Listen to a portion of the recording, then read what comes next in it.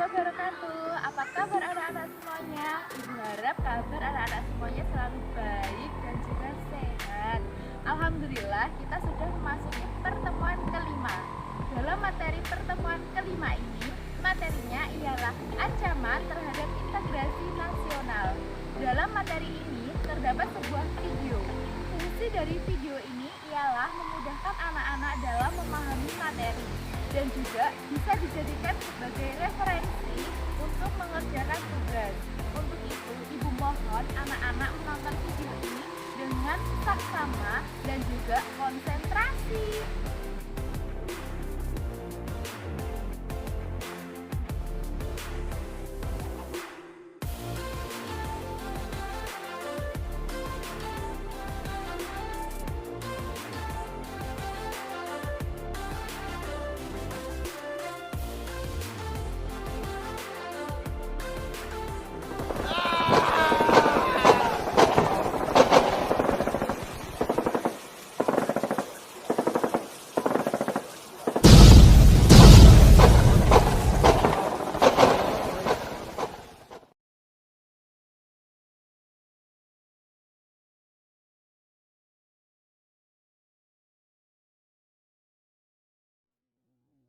Segera ya.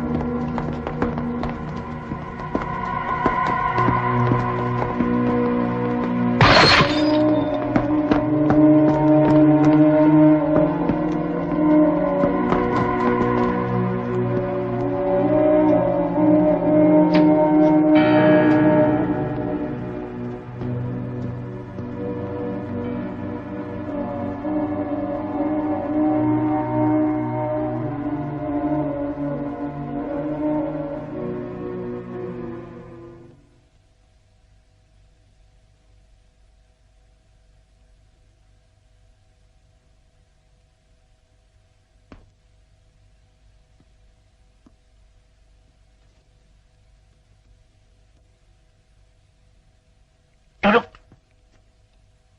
Ada apa? Bapak diminta menghadap Presiden. Sekarang juga. Sekarang? Siap, Jenderal.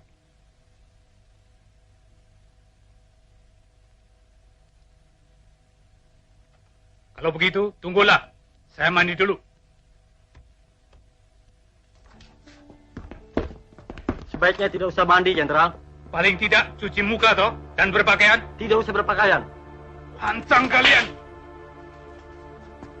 Tahu apa kalian? Jadi.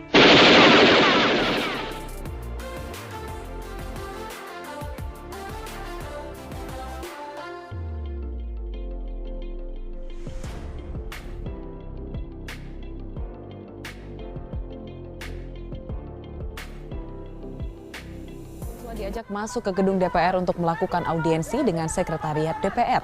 Mereka meminta agar dilibatkan dalam pembahasan undang-undang oleh DPR lantaran menurut mereka perancangan KUHP dan juga revisi Undang-Undang KPK tidak melibatkan masyarakat. Audiensi yang berlangsung selama kurang lebih 3 jam ini kemudian menghasilkan perjanjian yang disepakati antara anggota Dewan yang diwakili oleh Sekjen DPR, meliputi janji untuk menyampaikan setiap aspirasi mahasiswa kepada DPR, menentukan kepastian tanggal pertemuan kembali sebelum 24 September mendatang, serta dalam kurun waktu 4 hari terhitung dari 19 hingga 24 September, DPR diminta untuk tidak mengesahkan RUU Pertanahan, Ketenagakerjaan, Minerba, dan RKUHP. Telah disepakati poin-poin kesepakatan antara mahasiswa dengan Insinyur Indra Iskandar MSI selaku Sekretaris Jenderal DPR RI sebagai berikut. 1. Aspirasi dari masyarakat Indonesia yang direpresentasikan mahasiswa akan disampaikan kepada pimpinan Dewan DPR RI dan seluruh anggota Dewan. Kedua, Sekretaris Jenderal DPR RI akan mengundang dan melibatkan seluruh mahasiswa yang hadir dalam pertemuan tanggal 19 September 2019, dosen atau akademisi, serta masyarakat sipil untuk hadir dan berbicara di setiap perancangan undang-undang lainnya yang belum disahkan.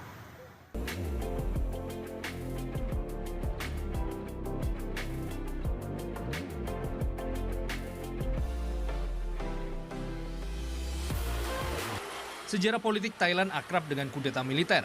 Dalam 74 tahun, 23 kali militer mengambil alih kekuasaan. Kudeta pertama terjadi pada tahun 1932 yang menjadikan sistem pemerintahan Thailand berubah. Militer kemudian memegang kekuasaan di Thailand selama 6 dekade. Barulah pada tahun 1992, gerakan rakyat berhasil menggulingkan kekuasaan militer. Thailand pun kembali menikmati iklim demokrasi. Hingga pada 19 September 2006, militer kembali beraksi. Mereka menggelar kudeta saat Perdana Menteri Thailand saat itu, Thaksin Shinawatra, tengah berada di Amerika Serikat. Kudeta dipicu dari kekecewaan pihak militer terhadap kebijakan ekonomi yang diberlakukan Thaksin. Dan yang terkini, kudeta militer kembali terjadi di negeri Gajah Putih. Pimpinan militer Thailand, Jenderal Prayut Chan-o-cha, mengumumkan militer mengambil alih pemerintahan Thailand. Kudeta dilakukan dengan dalih menyelamatkan keadaan negara yang tengah bergolak akibat sengketa politik antara kubu Yingluck Shinawatra dan massa anti pemerintah. Militer juga memblokir semua stasiun televisi dan menahan sejumlah pejabat dan tokoh negara. Namun menjanjikan perlindungan bagi setiap warga negara dan warga asing yang ada di negeri Gajah Putih. Pengumuman kudeta ini menjadi yang ke-12 sejak pertama kali militer menggelar kudeta di tahun 1932.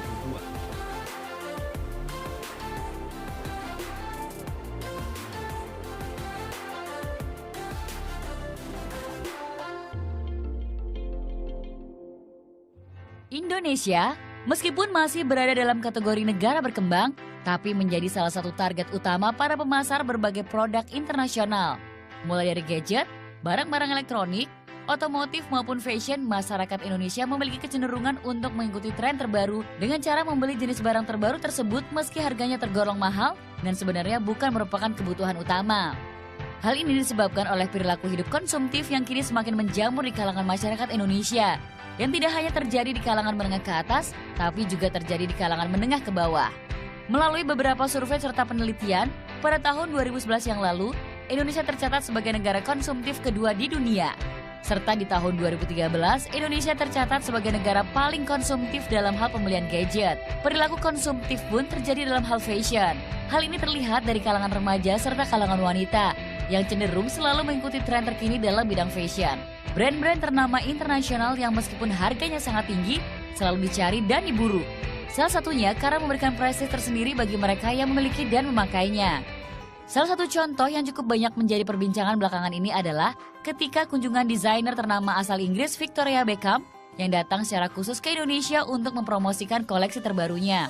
Kesempatan ini tentunya dimanfaatkan oleh para fashionista untuk memborong tas-tas rancangan istri dari David Beckham tersebut. Salah satunya adalah Lily, yang bahkan mendapatkan kesempatan berfoto langsung bersama dengan Victoria, yang bahkan fotonya tersebut diupload di akun Instagramnya.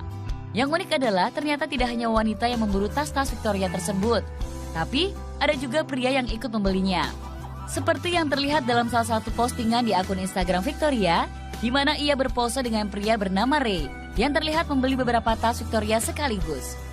Perilaku gaya hidup konsumtif yang berlebihan tentu akan membawa dampak yang buruk bagi seseorang. Salah satunya jika perilaku tersebut tidak didukung oleh keseimbangan antara pendapatan serta pengeluaran. Perilaku ini akan membawa masalah ekonomi bagi dirinya serta keluarganya. Well, bagaimana menurut Anda good people? Apakah Anda juga merupakan seseorang yang bergaya hidup konsumtif?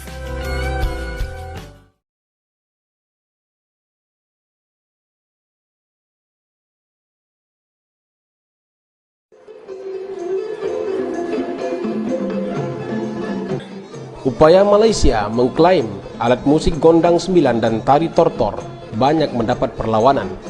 Bahkan banyak masyarakat Indonesia yang emosi mendengarnya. Tidak terkecuali sebagian warga yang tinggal di kota Tanjung Pinang, Kepulauan Riau dan berdekatan langsung dengan negara Malaysia. Salah satu mahasiswa Tanjung Pinang juga mengatakan sebagai generasi muda Batak, dirinya tidak rela jika tari tortor sebagai warisan budaya dari daerah asalnya Sumatera Utara diklaim begitu saja oleh negara.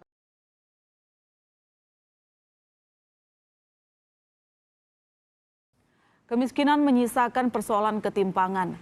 Sebuah penelitian mengungkapkan bahwa di Indonesia, anak yang tumbuh di keluarga miskin cenderung memiliki pendapatan yang lebih rendah dibandingkan dengan orang dari keluarga tak miskin. Belenggu kemiskinan belum betul-betul dapat dilepaskan. 9,22% rakyat kita ada dalam kategori penduduk miskin. Tidak menutup kemungkinan kondisi ini dapat memperlebar jurang ketimpangan sosial. Lembaga Penelitian Semeru mengungkapkan bahwa di Indonesia, anak yang tumbuh di keluarga miskin cenderung memiliki kesenjangan pendapatan dengan orang dari keluarga tak miskin. Kesimpulan didapatkan dari penelitian terhadap 1.522 anak yang terbagi dari kategori anak-anak yang hidup dalam keluarga miskin dan tidak miskin. Kondisi mereka dibandingkan antara sebelum dan sesudah bekerja saat dewasa. Hasilnya, pendapatan per jam anak dari keluarga miskin 87% lebih rendah dari keluarga tidak miskin. Hal ini dipengaruhi oleh sejumlah faktor, termasuk lama sekolah dan skor matematika mereka saat belia. Kondisi lingkungan rumah tangga seperti listrik dan sanitasi juga masuk dalam variabel.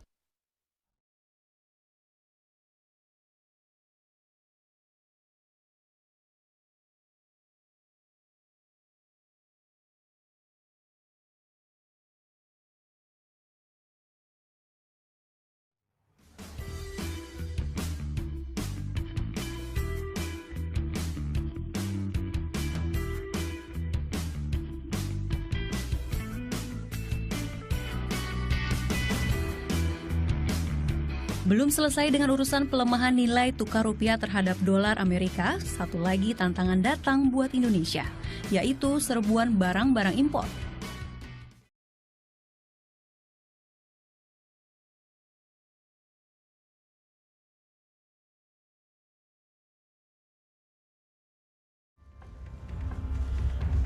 Inilah uang yang disita KPK dalam kasus korupsi yang menjerat Gubernur Sulawesi Selatan Nurdin Abdullah. KPK mengatakan uang tersebut disita dari Sekretaris Dinas PUTR Provinsi Sulawesi Selatan Edi Rahmat. Uang yang diterima dari Direktur PT Agung Perdana Balaumba Agung Sucipto ini rencananya akan diberikan kepada Gubernur Sulawesi Selatan Nurdin Abdullah sebagai imbalan untuk pengerjaan proyek infrastruktur di Sinjai. Ketua KPK Firly Bahuri mengatakan Nurdin bukan kali ini saja menerima suap proyek pembangunan di Sulawesi Selatan. Ia diduga menerima uang hingga 5,4 miliar rupiah dari beberapa kontraktor proyek di lingkungan pemerintah Provinsi Sulawesi Selatan. Diduga menyerahkan uang.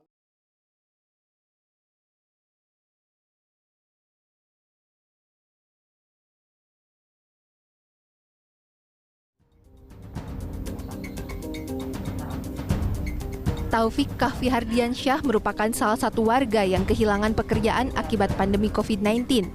Selama 9 tahun, Taufik bekerja di salah satu pabrik kain di Kota Bandung. Namun hantaman pandemi membuat pabrik tempatnya bekerja berhenti berproduksi. Ia pun kehilangan mata pencaharian. Ayah dari 2 anak ini mengaku kesulitan memenuhi kebutuhan keluarga. Ia sudah mencoba melamar pekerjaan ke berbagai tempat, namun belum membuahkan hasil.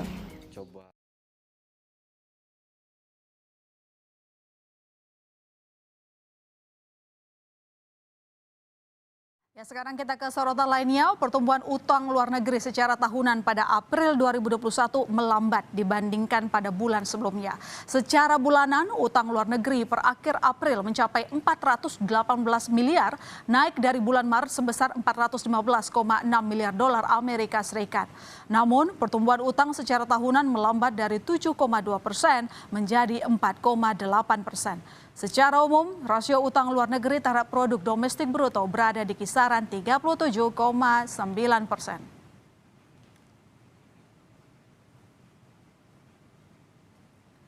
Saudara, dana stimulus pemerintah bagi pemulihan ekonomi terus bergulir. Dari anggaran pemulihan ekonomi nasional atau PEN sudah terrealisasi 219,65 triliun rupiah atau 31,4% dari pagu anggaran PEN. Selain untuk belanja di sektor kesehatan, dana PEN banyak dipakai untuk perlindungan sosial dan insentif usaha. Nah, dari dompet negara sendiri alias APBN, sudah keluar banyak pengeluaran untuk penanganan COVID-19. Beberapa diantaranya adalah belanja vaksinasi sebesar 58,1 triliun rupiah, perawatan 32,33 triliun rupiah, dan insentif perpajakan kesehatan, bebas PPN dan bea masuk senilai 20,85 triliun rupiah.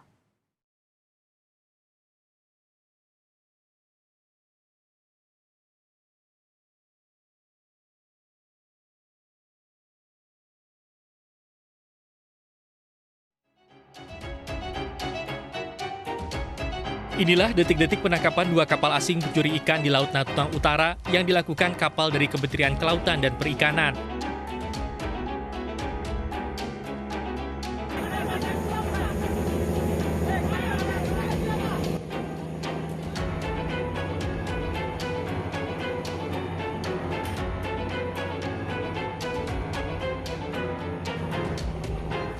Tindakan tegas diambil setelah tembakan peringatan diabaikan dan kedua kapal asing itu berusaha kabur keluar dari wilayah perairan Indonesia.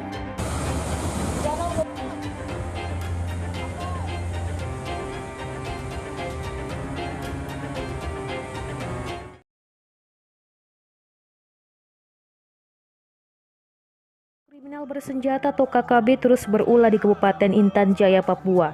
KKB juga mengeluarkan ajakan perang terbuka kepada TNI dan Polri di wilayah itu. Wakapolda Papua, Brigjen Matius Fakiri menanggapi tantangan yang dikeluarkan KKB. Ia menegaskan, Polri dan TNI tak takut dengan tantangan itu. Tetapi, Matius tak ingin ada korban sipil jatuh jika TNI dan Polri melakukan perang terbuka dengan KKB. Matius membenarkan terdapat selebaran berisi berita propaganda yang dibuat KKB beredar di Intan Jaya. Dalam selebaran itu tertulis tantangan perang untuk TNI Polri. Menurutnya, propaganda serupa itu bukan yang pertama kali dilakukan KKB di Papua. Hal itu juga pernah ditemukan di Jayapura dan Puncak Jaya. Ini biasanya terjadi saat eskalasi sedang tinggi, kata dia. Matius menilai eskalasi politik di Papua sedang tinggi beberapa waktu terakhir. Aparat keamanan tak mau gegabah mengambil tindakan hukum terhadap KKB. Tindakan represif, kata dia, sulit dilakukan aparat keamanan di Intan Jaya. Kejadian di Intan Jaya ini selalu berulang dan ini harus kita sikapi dengan tenang agar kita bisa mengambil langkah-langkah penegakan hukum yang pas dan soft. Kita tidak mau mengulangi kesalahan-kesalahan yang sudah terjadi beberapa waktu lalu, kata Matius. Polda Papua, sambung Matius, akan mempertebal jumlah personel Polres Intan Jaya agar situasi keamanan di wilayah tersebut bisa lebih kondusif. Anak-anak selesai menonton video, tugas anak-anak ialah mengerjakan tugas sesuai lembar kerja 1. Untuk itu dimohon anak-anak mengerjakan tugas ini dengan baik dan menggunakan waktu dengan seefektif mungkin. Untuk itu silahkan bergabung dengan kelompoknya masing-masing dalam mengerjakan tugasnya. Demikian yang bisa Ibu sampaikan.